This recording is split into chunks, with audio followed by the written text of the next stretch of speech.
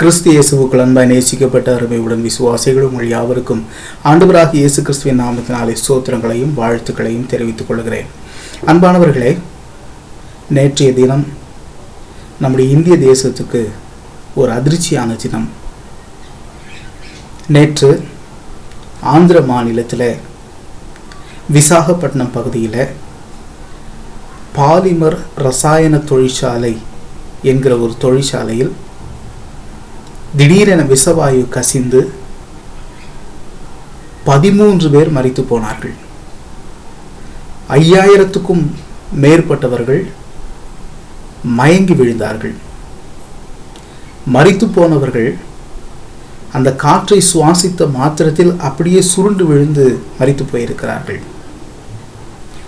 மக்கள் அந்த காற்றிலிருந்து ஓடும்போதே அப்படியே மயங்கி விழுவதை சமூக ஊடகங்களில் வெளியான வீடியோக்களில் பார்த்தபோது அதிர்ச்சியாக இருந்தது. இது போன்ற காட்சிகள் நெஞ்சை கணக்கு செய்கிறது. அது மட்டுமல்ல, நேற்றைய தினத்திலேயே நெய்வேலி அனல் மின் நிலையத்தில் திடீரென தீ விபத்து ஏற்பட்டு 8 பேர் படுகாயம் அடைந்திருக்கிறார்கள். அது மட்டுமல்ல, நேற்றுக்கு முந்தைய நாளும் கொரோனா காட்டுத்தீ போல அதிகரித்து வருகிறது. ஜெட் வேகத்தில் இதன் பாதிப்பு உயர்ந்து கொண்டே வருகிறது. இவையெல்லாம் ஒன்றை விளக்குகிறது. அது என்னவெனில், நாம் வாழும் வாழ்க்கை நம்முடைய கரத்தில் இல்லை. நாம் வாழும் வாழ்க்கை நிரந்தரம் இல்லை. இந்த வாழ்க்கையின் நிலையை திருமறை மிக தெளிவாக நமக்கு சுட்டி காட்டுகிறது. சங்கீதம் 90:5 மனிதனுடைய வாழ்க்கையை சங்கீதக்காரன் 2 வார்த்தைகளில் ஒப்பிட்டு சொல்கிறார். ஒன்று, இது நித்திரைக்கு ஒத்திருக்கிறது. 2, அது புல்லுக்கு ஒப்பாயிருக்கிறது என்று சொல்கிறார். நித்திரை என்பது என்ன? ஒரு தூக்கத்தை போல. இரவு நாம் கண்மூடி தூங்குகிறோம், காலையில் விழிக்கிறோம். அந்த நேரம் எப்படி கடந்து போகிறது என்றால் ஒரு நொடி பொழுதை போல கடந்து போகிறது. இதே போலதான் மனிதனுடைய வாழ்க்கை என்று கடவுள் சொல்கிறார். புல்லுக்கு ஒப்பிட்டு சொல்கிறார். இரவு மழை பொழிந்தால் காலையிலே புல் முளைத்து வளருகிறது. மத்தியானத்திலே வெயில் அதிகரிக்கும் போது அது கருகி காய்ந்து போகிறது. அல்லது அந்த வழியை யாராவது ஒருவர் கடந்து போனால் மிதித்தால் அது அந்த நொடியில் அழிந்து போகிறது. அந்த புல்லை போலதான் மனிதனுடைய வாழ்க்கை என்று சொல்கிறார். அது பூக்கிறது, சிறிது நேரத்தில் கருகி போகிறது. இதுதான் மனித வாழ்க்கை என்று திருமறை சுட்டி காட்டுகிறது. இந்த மனித வாழ்க்கையின் நிலையற்ற தன்மையை இயேசு கிறிஸ்து இன்னும் அழகாக சொல்லுகிறார். லூக்கா சுவிசேஷம் 12:16 முதல் 20 வரை இருக்கக்கூடிய வசனங்களில் ஒரு உவமையின் வழியாக மனித வாழ்க்கையின் நிலையற்ற தன்மையை புரிய வைக்கிறார். ஒரு மிகப்பெரிய செல்வந்தன் இருக்கிறான். அந்த செல்வந்தன் நிலம் மிக அதிகமாய் விளைகிறது. அந்த விளைச்சலை கண்டு மகிழ்ச்சியாகி அவன் தனக்குத்தானே சொல்லிக் கொள்கிறான், என் களஞ்சியங்கள் எல்லாம் இடித்து இன்னும் பெரிதாக கட்டி நான் சேர்த்ததை எல்லாம் அதில் நிறைத்து வைத்துக் கொள்வேன். அது மட்டுமல்ல, எனக்கு நானே சொல்வேன், என் ஆத்துமாவே நீ ஒன்றுக்கும் கவலைப்படாத, நீ புசித்து குடித்து பூரிப்பாயிரு, இனி உன் வாழ்க்கைக்கு கவலையே இல்லை, இன்னும் பல ஆண்டுகளுக்கு நீ நிம்மதியாக வாழலாம் என்று தனக்குத்தானே சொல்லிக் கொள்கிறான். ஆனால் கடவுள் அவனை பார்த்து சொல்லுகிறாராம், மதிகேடனே, இன்று இரவு உன் ஜீவன் போனால் நீ சேர்த்து வைத்தது யாருடையதாகும் என்று கடவுள் கேட்கிறாராம். இந்த கேள்வி மிக ஆழமான உண்மையை நமக்கு புரிய வைக்கிறது. ஒன்று, நம்முடைய வாழ்க்கை நம்முடைய கரங்களில் இல்லை. எதிர்காலத்துக்கு எந்த உத்தரவாதங்களும் இல்லை. இன்றைக்கு கண் மூடினால் நாளைக்கு கண் விழிப்போம் என்பதற்கு யார் உத்தரவாதம் தர முடியும்? எந்த உத்தரவாதமும் இல்லாத வாழ்க்கை இது. இந்த வாழ்க்கையை தற்காத்துக் கொள்வதற்கு செல்வம் போதும் என்று நினைப்பது அதைவிட முட்டாள்தனமானது. இதை என் வாழ்க்கையில் நான் அனுபவித்திருக்கிறேன். ஒரு உயிரை மீட்டு கொண்டு வருவது என்பது செல்வத்தில் இல்லை. செல்வத்தால் ஒரு உயிரை மீட்டு கொண்டு வர முடியாது. காற்றில் பரவி வருகிற விஷவாயுவை தடுத்து நிறுத்துகிற செல்வம் என்ன? தடுத்து நிறுத்துகிற அதிகாரம் என்ன? தடுத்து நிறுத்துகிற வல்லமை என்ன? ஒன்றும் இல்லை. எனவேதான் இந்த உயிரை நான் காத்துக்கொள்ள முடியும் என்று நினைப்பதை மூடத்தனம் என்று கடவுள் சொல்கிறார். அது மட்டுமல்ல, 21ஆம் வசனத்தில் கடவுளிடத்தில் ஐஸ்வர்யத்தை சேர்த்து வைக்காமல் தனக்கு ஐஸ்வர்யத்தை சேர்த்துக் கொள்ளுகிறவர்களுடைய வாழ்க்கை இப்படி இருக்கும் என்று சொல்கிறார். அப்படியானால் வாழ்க்கையை புரிந்து கொள்ள வைக்கிறார். என்ன புரிந்து கொள்ள வைக்கிறார்?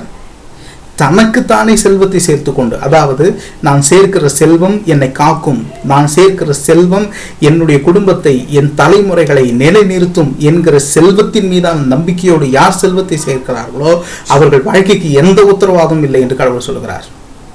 மாறாக தேவனிடத்தில் ஐஸ்வர்யத்தை சேர்க்க வேண்டும் என்று சொல்கிறார். கடவுளிடத்தில் சொத்து சேர்க்க வேண்டும் என்று சொல்கிறார். இது என்ன கடவுளிடத்தில் சொத்து சேர்ப்பது? இதை சங்கீதக்காரன் சொல்கிறார்.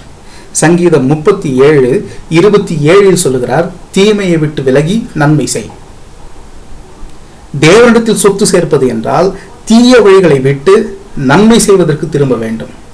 தீய வழிகள் என்றால் என்ன நமக்கு தெரியும். பொல்லாத சிந்தனைகளை விட்டு திரும்ப வேண்டும். இன்றைக்கு உலகம் எப்படி வேண்டுமானாலும் இருக்கலாம். மதத்தின் பெயரால், ஜாதியின் பெயரால், பொருளாதாரத்தின் பெயரால் ஒரு மனிதன் இன்னொரு மனிதனை வேறு பிரித்து பார்த்து மனிதனுக்கு விரோதமாக மனிதன் எழும்பி நிற்பது இந்த உலகத்தில் இருக்கலாம். ஆனால் கிறிஸ்தவர்களில் இருக்கலாமா? இன்றைக்கு கிறிஸ்தவத்திலேயே இது நடந்து கொண்டிருக்கிறது. ஒருவரை ஒருவர் இழிவாக கருதுவது, ஒருவரை ஒருவர் ஒழிக்க திட்டமிடுவது, ஒருவருக்கு விரோதமாக ஒருவர் செயல்படுவது,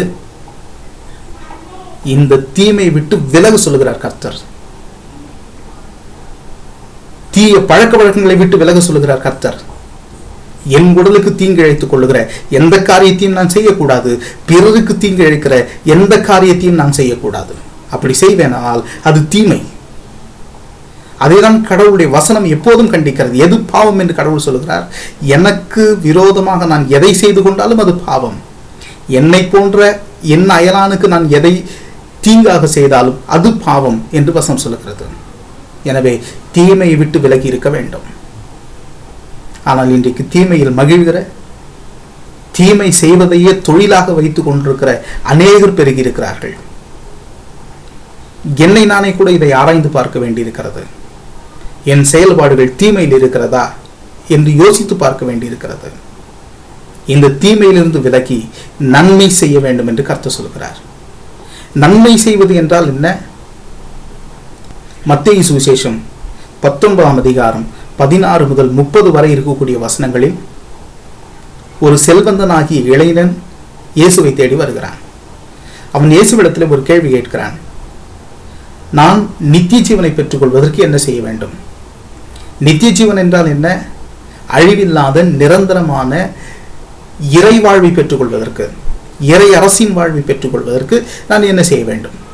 கடவுளுடைய திருச்சமூகத்தில் இளைப்பாறுகிற வாழ்க்கையை பெற்றுக்கொள்வதற்கு நான் என்ன செய்ய வேண்டும்? அப்போது கடவுள் அவனுக்கு சொல்லுகிற வழி, உன் சொத்துக்களை விற்று தரித்திரருக்கு கொடு என்று சொன்னார். அன்பானவர்களே, நன்மை செய்வது என்று சொன்னால் கடவுள் எனக்கு கொடுத்திருக்கிற ஆசீர்வாதங்களில் எனக்கு போதுமானவைகளை வைத்துக்கொண்டு மீதியானவைகளை மற்ற இடத்தில் பகிர்ந்து கொள்வது.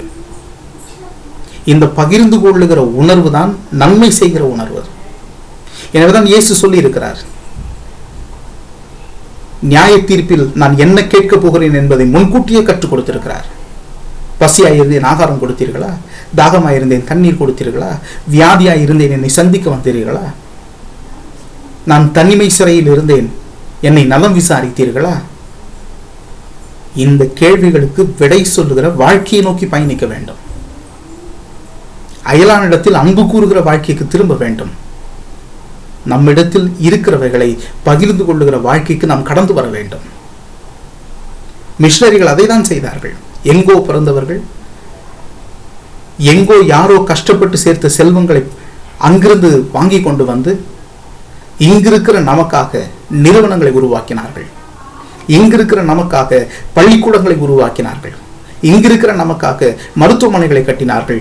இந்த சொத்தில் ஒரு பைசாவை கூட அவர்கள் தங்களுக்கு சொந்தமாக திருப்பி எடுத்துக்கொண்டு போகவில்லை. அவைகள் இன்றைக்கு வளர்ந்து 1000ஆக, லட்சமாக, கோடியாக பெருகி நிற்கிறது. இதுவரைக்கும் எந்த மிஷனரியும் வந்து இந்த சொத்துக்களுக்கு உரிமை கொண்டாடியதில்லை. நம் கரங்களில் வசமாக ஒப்படைத்து விட்டு போனார்கள். இதுதான் நன்மை செய்கிற வாழ்க்கை. இந்த வாழ்க்கைக்கு நேராய் நம்மை திருப்பிக் கொள்ள வேண்டிய காலத்தை நாம் உணர்ந்து கொள்ள வேண்டியிருக்கிறது. இந்த வாழ்க்கை நிரந்தரமானதல்ல. இந்த வாழ்க்கைக்கு யாரும் உத்தரவாதம் இல்லை, இறைவன் ஒருவரை தவிர.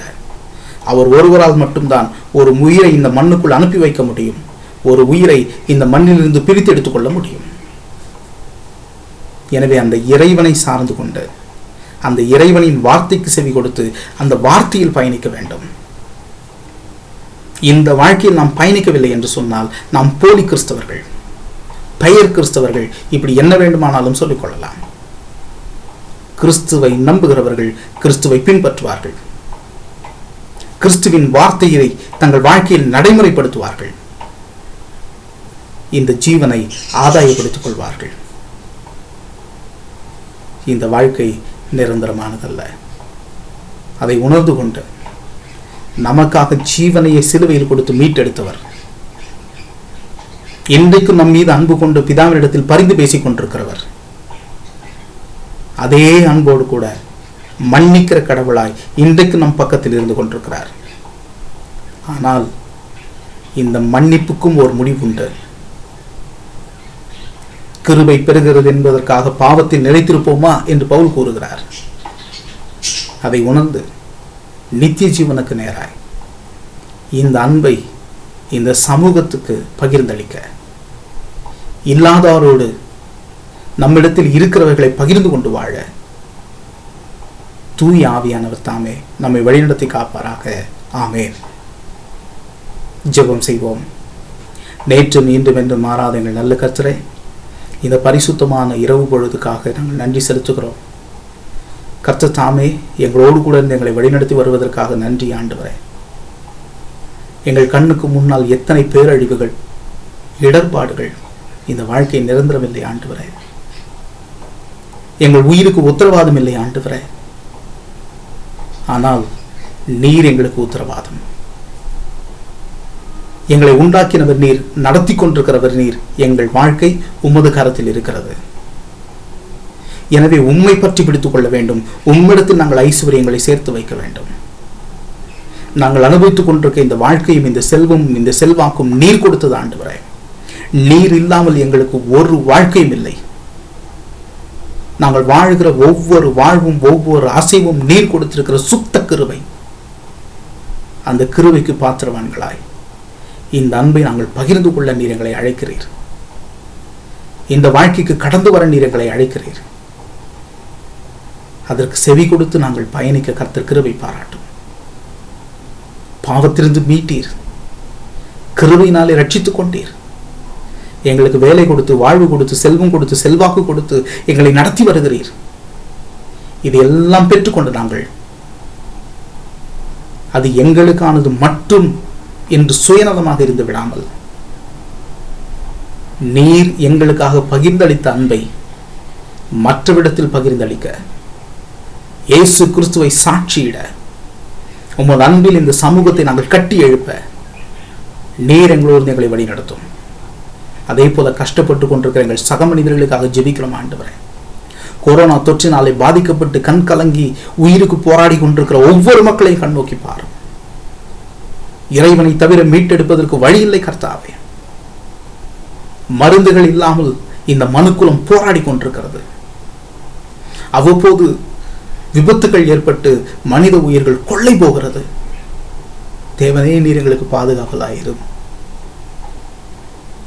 ஏதோ ஒரு வகையில் எங்கள் ஜீவன் இந்த உலகத்திலே இயங்குவதற்கு நீர் அனுமதித்திருக்கிறீர்கள். நன்றி கர்த்தாவே.